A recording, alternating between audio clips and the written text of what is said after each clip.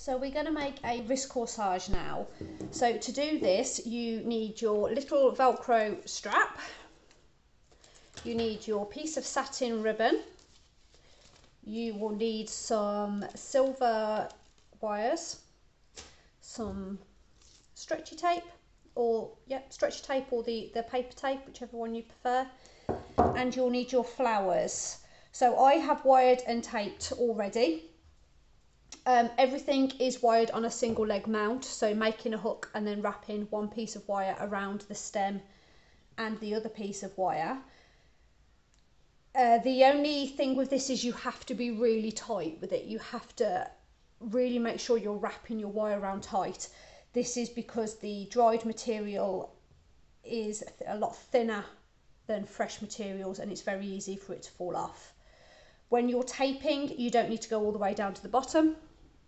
You can go, 2/3 down, that's fine. And I have done 3, 4, 6 little pieces of jip, and they are approximately that size. They're just little bunches. And what I've done is I've got, like one stem, like so, and then I've just taken off all the big bits and put the stems together. So making little bundles, and then I've wired the little bundles together. So 6 little bundles of jip. I have got 3, 4, 5, 6 single pieces of lavender, about that length, and then just 2 more little ones that have got just 2 double pieces. So these are going to go reverse end, so 2 that are very similar. The pink things, pink grasses, I've got 1, 2, 3, 4, 5 singles and 2 that are similar but doubles. Yeah, so 2 stems put together and wired, and then another little bit of this white ruscus that was just hanging around, which I thought would look nice. 3, 4, 5, 6, 7, 8 little pieces of that, but you can see this has been really broken down. So I only had like 2 strands, but I broke them all down into tiny little pieces so I can have all that flicking through. So we are going to be making our corsage and then making a reverse end, so coming back on ourselves. We use these Velcro straps, so they're quite handy for bridesmaids because they can put them on themselves sometimes. And they're nice and secure on the wrist, they don't move around once it's on. But obviously this isn't very attractive, so we need to make this more lovely, and for that we use a piece of ribbon. So you can see that you have these little bits here bend up, and this is where the ribbon goes. So one bit can feed through one side and one can go the other.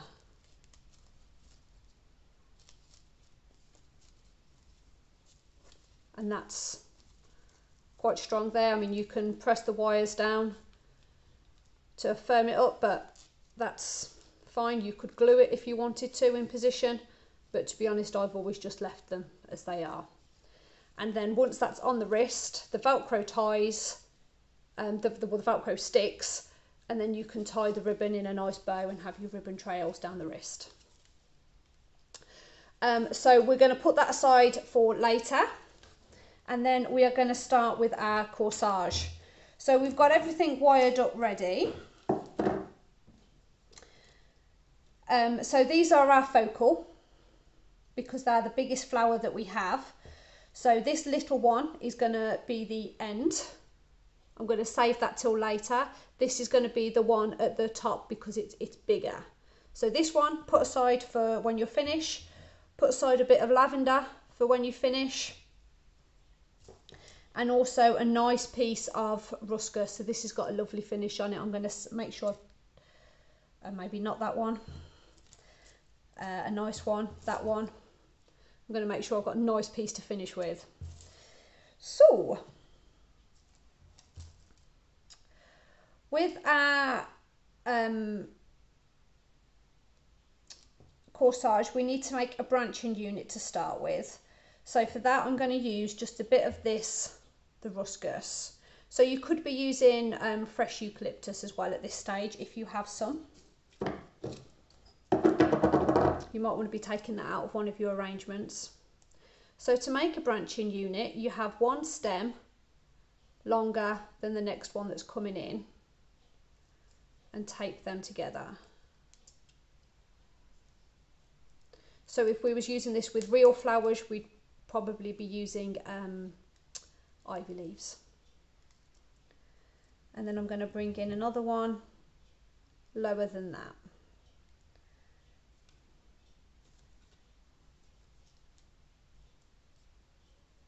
And tape together.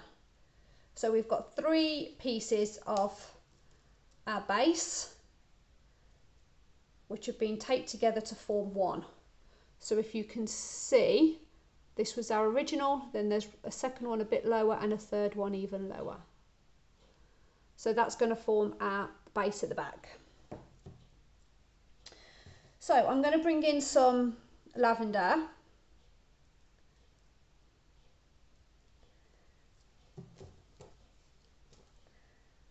And then some of my pink.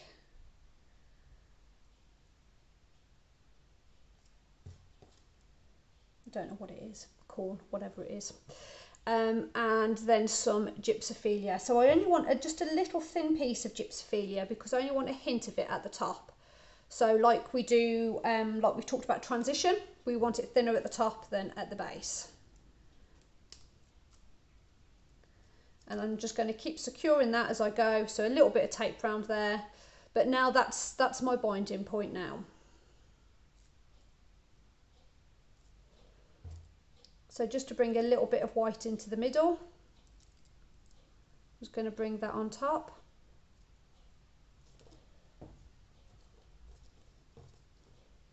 And then some grass to come the other side. And a bit of lavender. So just building up our shape. But I'm quite conscious of having things not just around the edge, but in the middle as well.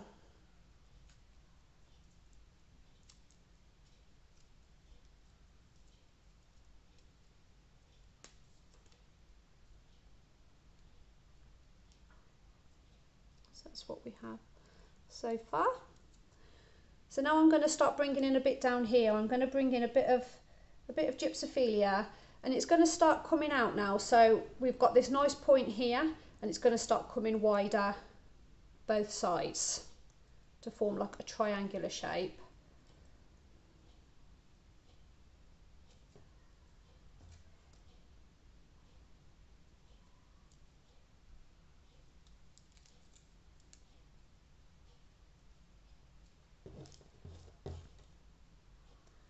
And a bit of lavender. The lavender's a bit long actually, could be doing with being a bit shorter.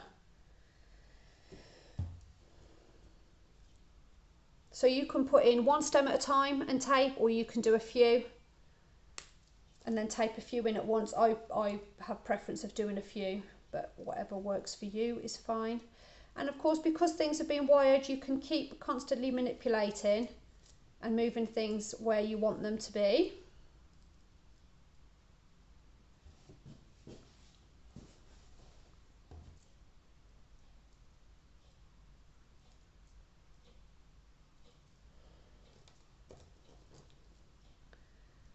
And then bringing in my main focal into the middle there. So I'm going to bring that stem at that angle so that can sit in nice and tight.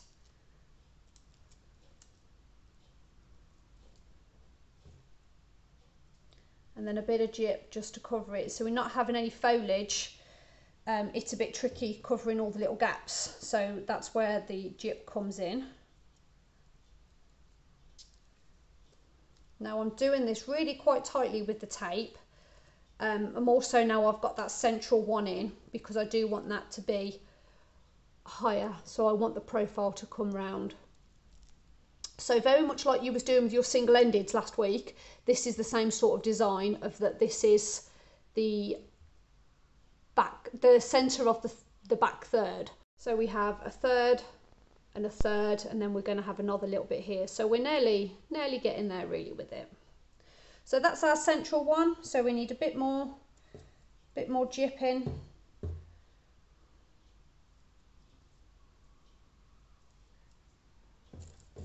And ideally, you know, there'd be more of this white ruscus, but there's just not. So work with what you have.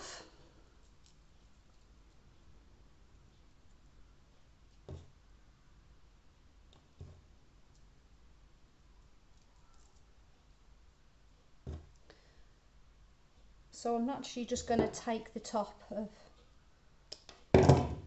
the lavender's a bit too long, so I just snip the top out there.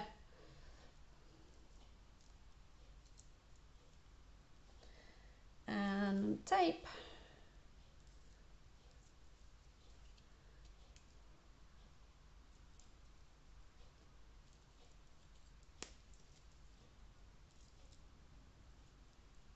So now I'm going to start coming back on myself. I think I could do with a little bit more jip actually. So I'm probably going to have to wire some more of that up. But I'm going to bring in a piece of jip down here. So I'm going to have that sitting at that angle, and that's going to slot in right there.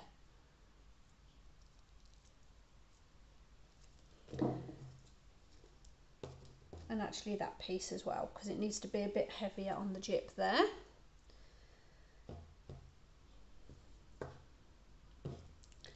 My lavender is way too tall, and I am just going to nick out the tops there.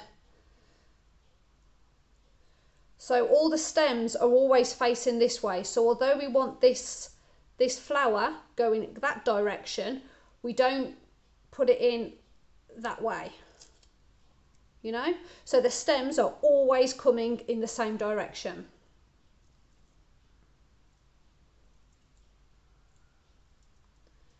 So this is where your skills of wiring come in.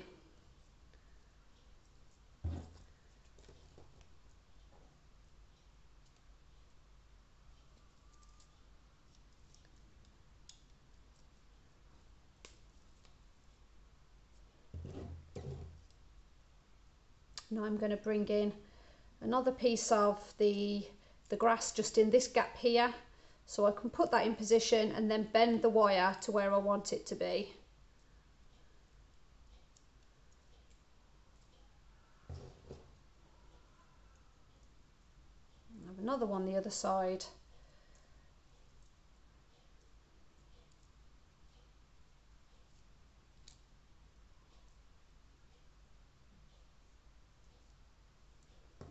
In fact, it is much better. It's not sticking where I want it to, so I'm just going to do one at a time.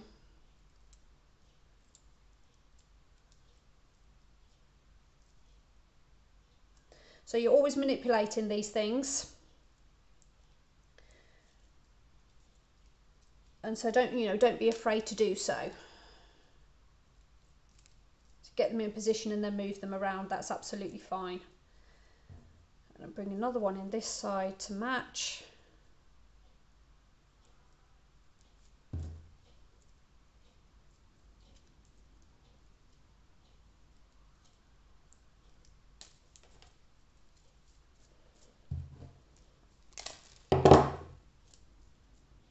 And so we are coming back down on our way now. So I have a bit of lavender left.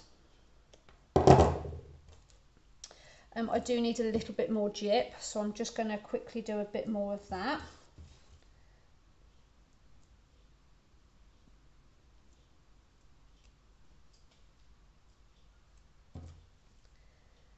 And of course I've got my bits that I saved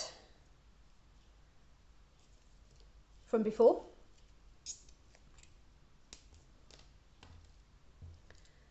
And this little piece broke off earlier, but I'm going to give it a little wire up again, give it another chance, because it has got a nice end on it.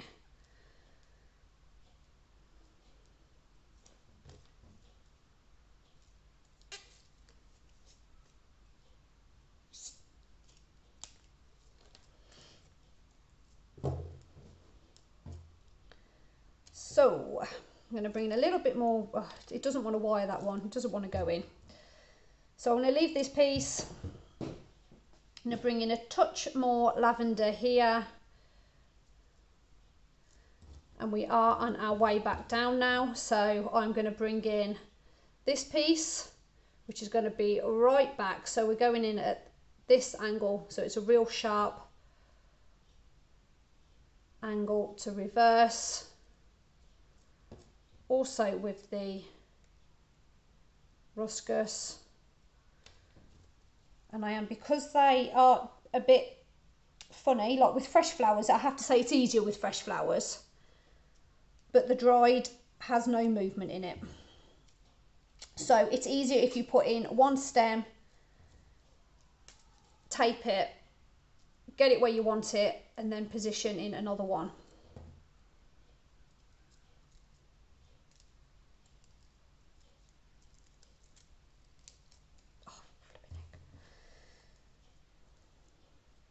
Fat thumbs, keep breaking all the stems.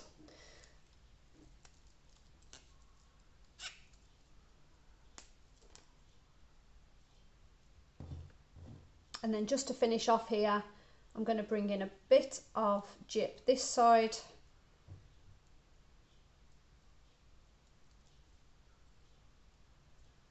And a bit of lavender straight down.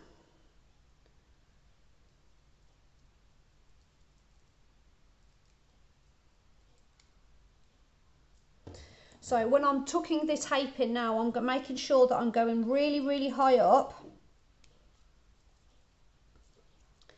and getting that as tight and as secure as possible. So that's secured now. It's not finished, but I'm just going to make this shorter so it can't be seen. So I'm going to go quite short.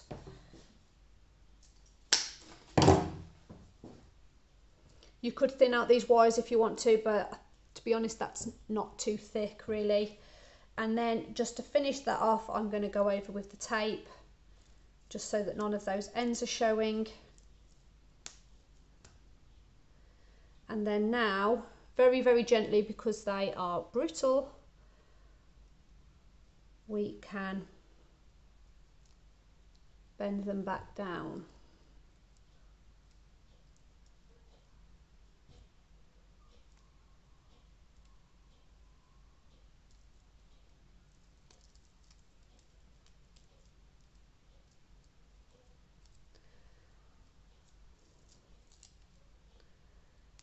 Pull into the positions that you want them to be.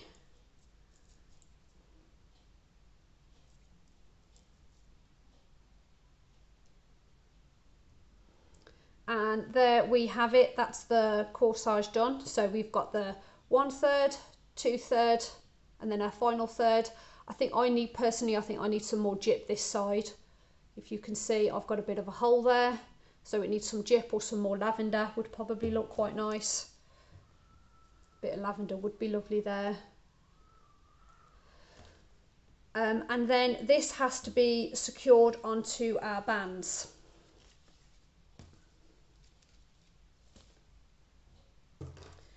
So to secure it on to the band, you place it on top that way, so that these bits here fold up. So you can place your your corsage on and hold it as best you can, and then these clasps need to secure round and they hold it in place. And then so you need to press them down as tightly as you can. And then you will have a bit this side as well. Don't know if you can see that, but that will need to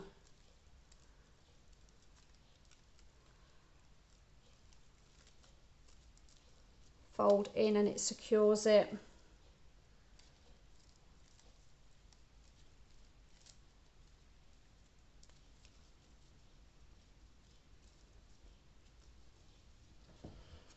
And there you have it. That's them done. So then that can then go on the wrist.